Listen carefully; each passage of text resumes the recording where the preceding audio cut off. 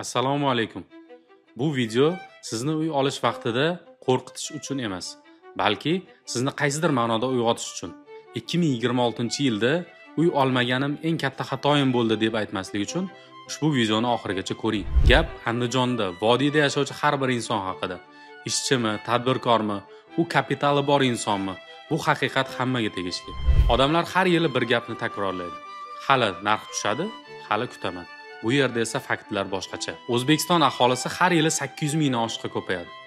Bu degani har yili 100 mingdan oshiq insonga uy, yer, joy izlaydi degani.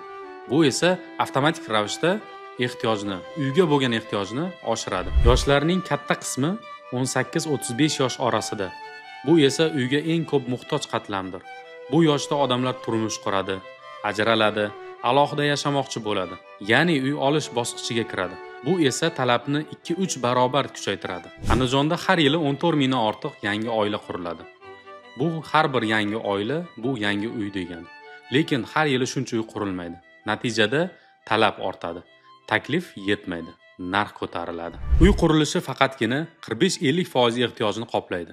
Yiliga 14 ming oila qurilsa, qurilish kompaniyalari atiga 6-7 mingta uyni qurib topshiradi. Ya'ni bozorda har yili 7-8 ming oila uy ola olmay qoladi. Talab to'planib boradi va narx oshadi. Yer zaxiralari tugab, infratuzilmalar, yangi hududlar qurish juda qimmat. Andijonda yangi yer ajratish qiyinlashgan. Eskilarini buzib, o'rniga yangi qurilmoqda. Bu modelda qurilish tan narxi yuqori bo'ladi. Yer cheklangan. Demak, narx baribir o'sadi. Qurilish tan narxi 2020-yilga qaraganda 1.9 barobar oshgan. Beton, armatura, ishchi kuchi, yer resurslari barchasi qimmatlashgan. Qurilish qimmatlashsa, uy narxi ham qimmatlashadi. Chunki tadbirkor zararga uy sotmaydi. Andijonda kvartira narxi 5 yilda 3.7 barobarga oshgan. 2021-yilda 1 kvadrat metr narxi 2.800.000 so'm bo'lgan kvartiralar 2024-yilga kelib 9-10 million so'mga yetdi. Bu o'sish bozorni kim boshqaryapti degan savolga emas, talab va xarajat boshqaryapti degan javobga olib keladi. Andijon eng zich aholi yashovchi viloyat. 1 kvadrat kilometrga 700 dan ortiq kishi. Yer kam, odam ko'p. Bu formulada narx pasayishi imkonsiz. Topib olaman, 1-2 yil kutib turaman yoki ijarada yashab turaman deganlar bular statistik jihatdan eng ko'p zarar ko'rganlardir. Har yili uy olishni kechiktirgan 20-30% ko'proq to'lashga majbur. Demak, vaqt sizni uysizlikka olib keluvchi eng katta xatolik. Uy esa sizni ertangi kelajagingizga yaqinlashtiruvchi eng yaxshi aktiv. Andijonda 3 ta kuchli omil bor.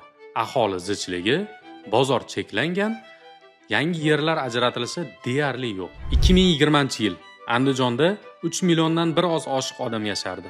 Aniqrog'i 3.11.700 nafar. Bu degani ko'p joy bor edi.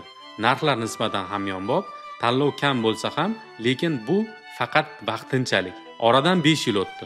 2025-yilga kelib, Andijonda 3.507.220 nafar aholi yashayapti. Ya'ni 495.520 ta yangi odam qo'shilgan. Bu raqamlar oddiy ko'rinadi, lekin bu raqamlar 1,5 million yangi ehtiyoj, 1,5 million yangi bozor ishtirokchisi, 1,5 million yangi kvartira orzusidagi insonlar degani. Lekin savol, shuncha odamga qarshi shuncha uy qurilyaptimi? Yo'q albatta. Yer kamayapti, qurilish qimmatlashyapti. Aytishingiz mumkin, bu narxlar faqat Reverem House oshyapti-ku. Bozorda undan arzonroq takliflar ham bor-ku. Bozorda har doim arzon taklif bo'lgan. Siz yashash darajasi, sifat va kelajakka ishonch olyapsiz. Ya'ni bu faqat Reverem House emas. Bu butun Andijondagi quruvchilarga taalluqli. Farq shunda, kimdir arzon mahsulotdan quradi, kimdir sifatli mahsulotlarni tanlaydi. Xulosa sifatida aytish mumkinki, narx oshgani bu muammo emas. Narx oshib turganda uy olmaslik mana bu haqiqiy muammo. Bu video uy oling deb undash uchun emas. Bu sizga bugun qadam qo'ymasangiz, ertaga kech bo'lishlikni eslatish uchun xolos. Agar bu videoni 2026-yilda ko'rayotgan bo'lsangiz, hali ham uy xarid qilmagan bo'lsangiz, kechikkan bo'lishligingiz ehtimoli juda katta. Ammo hozir 2025-yil. Demak, hali sizda imkoniyat bor. Hali sizda vaqt bor. Qaror hali sizniki.